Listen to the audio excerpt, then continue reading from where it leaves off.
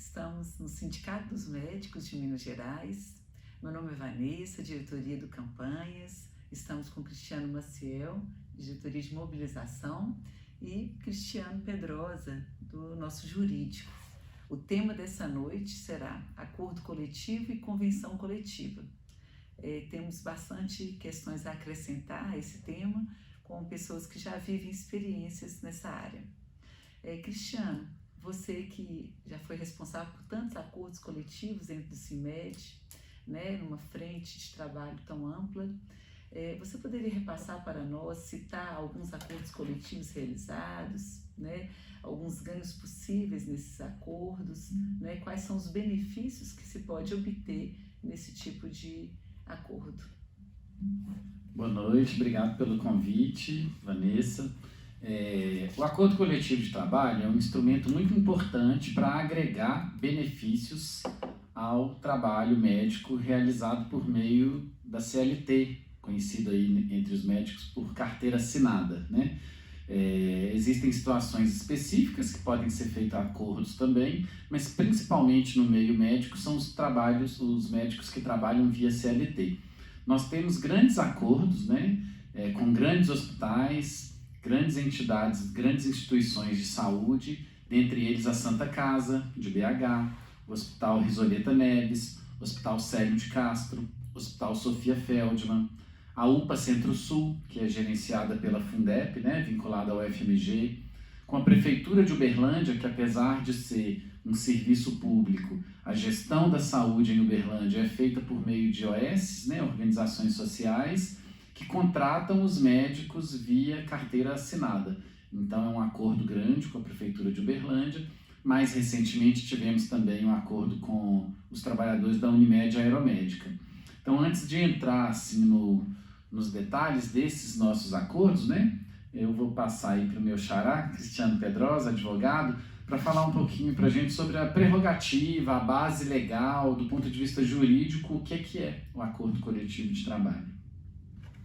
Olá, obrigado, doutora Vanessa, obrigado, doutor Cristiano, meu xará. O acordo e a convenção coletiva de trabalho são instrumentos negociais, tem previsão na CLT, na Consolidação das Leis Trabalhistas, e é uma prerrogativa, né, de negociar que é do sindicato, o sindicato que representa aquela categoria de trabalhadores. Então a CLT prevê como prerrogativa do sindicato negociar e celebrar acordos e convenções coletivas. E qual que é a diferença do acordo e da convenção coletiva? A convenção coletiva ela é mais abrangente. Ela é negociada entre um sindicato de trabalhadores, que representa os trabalhadores, e um sindicato patronal, que representa as empresas daquele ramo. Então, nós temos, por exemplo, uma convenção coletiva, né, que pode ser negociada entre o CIMED-MG e o SINDIONG. O CIMED-MG representando os médicos e o SINDIONG, que é o sindicato que representa os hospitais, clínicas e casas de saúde de Minas Gerais. E, por meio dessa convenção coletiva, vai abranger todas as empresas e todos os médicos que são representados por esses dois sindicatos. Já o acordo coletivo é uma negociação mais específica. Por quê? O Sindicato dos Trabalhadores, no caso o CIMED-MG, negocia diretamente com o contratante daqueles médicos. Nós temos aqui em Belo Horizonte diversos acordos com os principais e maiores hospitais da região metropolitana.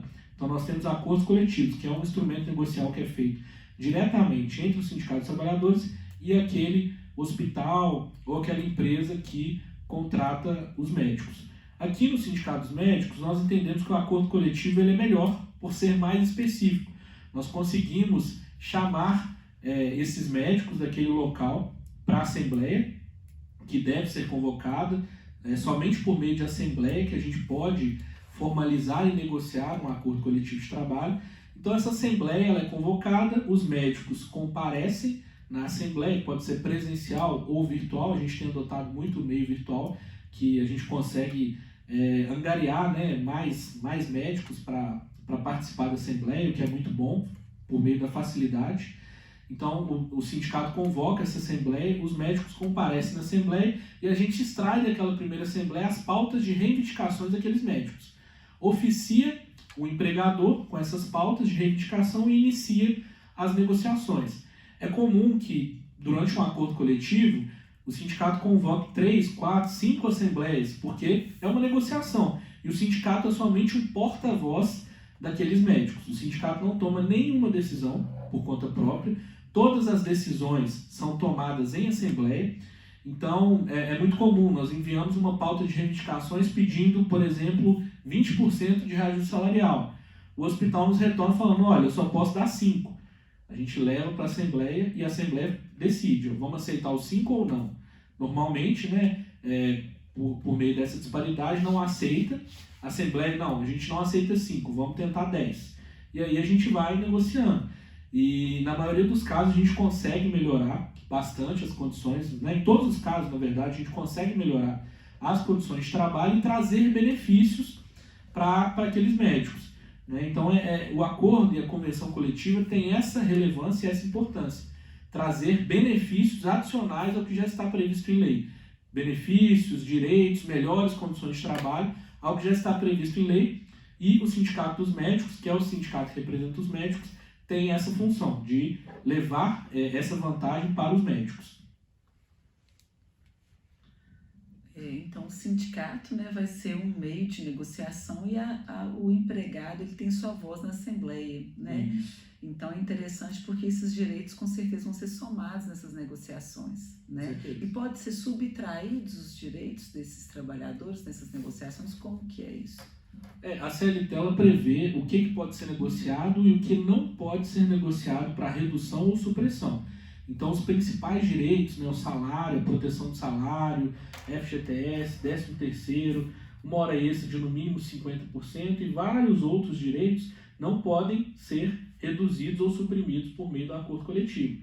Mas existem outros direitos que o sindicato pode sim regulamentar, não, o sindicato não, né, a Assembleia pode regulamentar por meio de acordo coletivo. Nós temos, por exemplo, a possibilidade de regulamentar um banco de horas, uma jornada de sobreaviso, um teletrabalho, uma jornada extraordinária, um adicional noturno. Sistema alternativo de registro de ponto, como registrar o ponto por aplicativo. Sim, diversas situações podem ser melhor regulamentadas ou melhoradas por meio dos acordos e convenções coletivas, mas existem impedimentos, né, direitos mínimos ali que não podem ser alterados. Interessante porque o empregado vai ter seus ganhos, né, com um intermediador para isso, com sua voz bastante representada ali, garantindo uma melhoria nas suas condições de trabalho, né? E uma outra questão que eu queria colocar em pauta é a questão que ele está oficializando um direito dele. Às vezes alguma questão que durante o seu trabalho não estava regulamentada, mas acontecia, às vezes futuramente poderia vir a trazer um problema judicial, outras questões, e às vezes naquela regulamentação ele vai ter tudo isso mais formalizado também. Não é isso? Isso, desculpa, obrigado. Okay. Muito obrigada, viu, Cristiano? Muito obrigada. Vamos passar para o Cristiano Maciel agora, né? Então, Cristiano, você citou a questão dos acordos coletivos, com que instituições que já conheceram alguns acordos, né, do CIMED-MG, e os ganhos, quais são os possíveis ganhos desses acordos, o que você, em sua experiência, pode trazer para nós, né? Você poderia exemplificar ganhos já ocorridos ou que possam vir a ocorrer? Em relação, né, o primeiro ganho, tanto para a empresa quanto para o trabalhador, você acabou de citar, que é uma profilaxia de causas trabalhistas, uma profilaxia de problemas trabalhistas. Porque uma vez que o funcionário é submetido a realidades de trabalho diferentes ou que extrapolem a lei, uma vez desligado ou mesmo ainda no exercício da profissão, ele poderia acionar a justiça trabalhista por aquela situação atípica. Se aquela situação está prevista em acordo, foi negociada com a categoria, isso aí vai evitar uma causa trabalhista. O acordo coletivo também é uma forma de motivação, né? O empregador trabalhar ali, né, ter à sua disposição um empregado mais motivado, mais seguro, mais ciente dos seus direitos e deveres. Embora o acordo não vá subtrair direitos, nem que queira, o trabalhador não pode abrir mão dos seus direitos. Eu vou abrir mão do 13º para conseguir esse emprego. Então não pode, o acordo não pode extrapolar a lei, mas ele pode estabelecer deveres. né? A questão da regularidade, da assiduidade, da pontualidade, da forma de prestação de serviço, a ciência dos protocolos, treinamentos, educação continuada. E aí alguns exemplos que a gente tem de ganhos, né, de benefícios, como foi colocado pelo Dr. Cristiano, a hora extra, por lei, tem que ser paga com um acréscimo de 50% do valor da hora normal. Em vários dos nossos acordos, nós conseguimos majorar esse ganho, além dos 50%, como no Hospital Célio de Castro, em que a hora extra trabalhada paga 60% da hora normal. Na Santa Casa, a hora extra paga 75% da hora habitual, acima dos 50% que exigem a lei. Na Unimed Aeromédica, a hora extra paga 100% da hora habitual. Então, o médico saiu para um resgate aéreo. É muito comum que haja um problema de clima que não deixe a aeronave decolar, retornar, algum problema diretamente ao transporte, à gravidade do paciente, e eles demorem mais nessa remoção, nesse transporte. Essa hora extra que ele ficar mais ali vai ser indenizada. Por lei seria 50%, com um acordo coletivo é 100%. Com isso, a Unimed Aeromédica consegue atrair melhores profissionais e esse profissional é mais bem rentabilizado, né, pelo episódio que aconteceu ali. A hora noturna, por lei, é 20%. Nós temos vários acordos em que nós conseguimos 30% para valorizar a hora noturna, com o próprio contrato da Santa Casa. Alguns outros contratos que a hora extra é 50%, por lei é 20%, ali 50%. Nós temos um outro benefício importante, como no Hospital Risoleta, na UPA Centro-Sul, também recentemente na Santa Casa, que é o pagamento em dobro dos plantões realizados em feriado.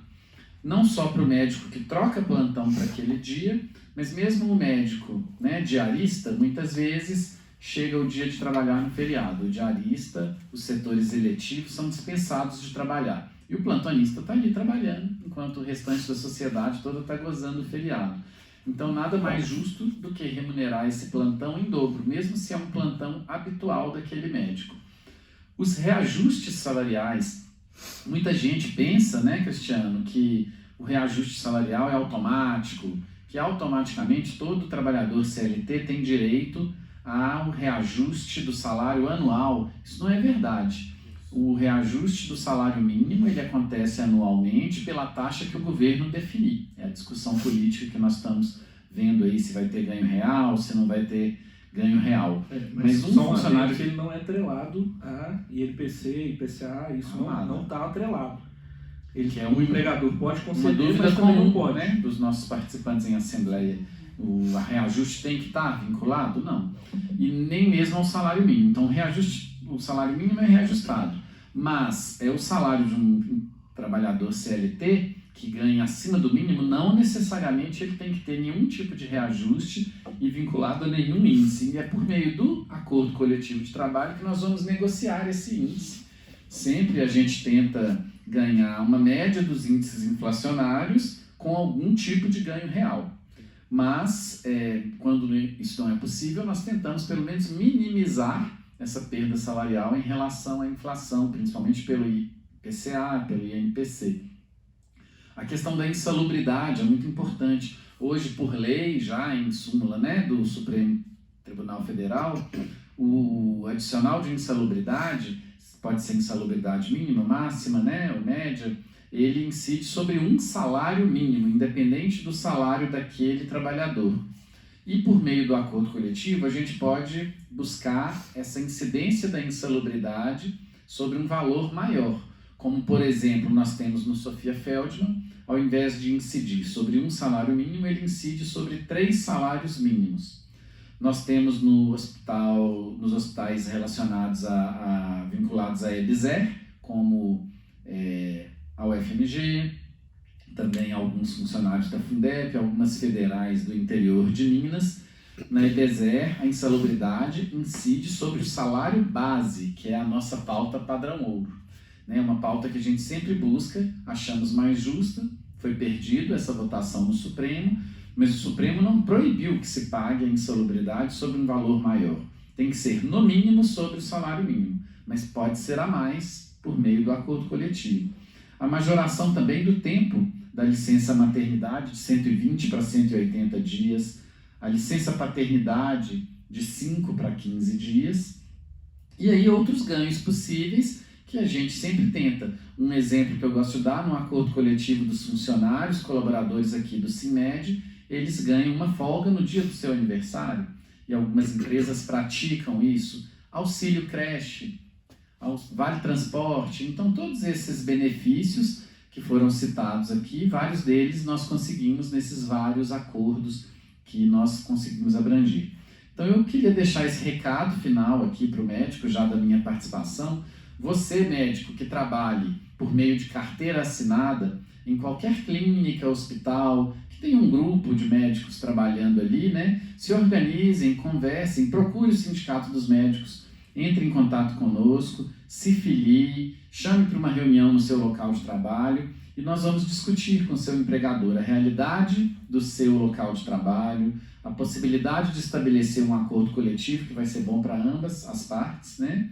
E o sindicato tem todo o know-how, toda a expertise para fazer essa negociação, auxiliando para que a gente tenha cada vez mais benefícios e condições de trabalho, remuneração e condições de trabalho adequadas para prestar uma boa assistência ao nosso paciente. Isso vai deixando claro, né, que o movimento, né, das pessoas para melhorar suas condições de trabalho, buscando o sindicato e buscando esses acordos coletivos e outras negociações que vão acontecendo até na questão de remuneração e ganhos salariais, né? Eu acho que sempre vale um movimento que vai iniciar com um grupo de pessoas, porque o sindicato está sempre de portas abertas para essas negociações, buscando do empregado, né, uma possibilidade, uma janela, né, para que pudéssemos garantir mais direitos, né? Então eu acredito que a iniciativa das pessoas em relação a isso vai fazer com que esses direitos se ampliem, né? E esse movimento pode crescer com a sua participação. Agradecemos muito a participação do Dr. Cristiano Pedrosa, né, do Jurídico, e estamos aqui de portas abertas para recebê-lo. Obrigada. Obrigado.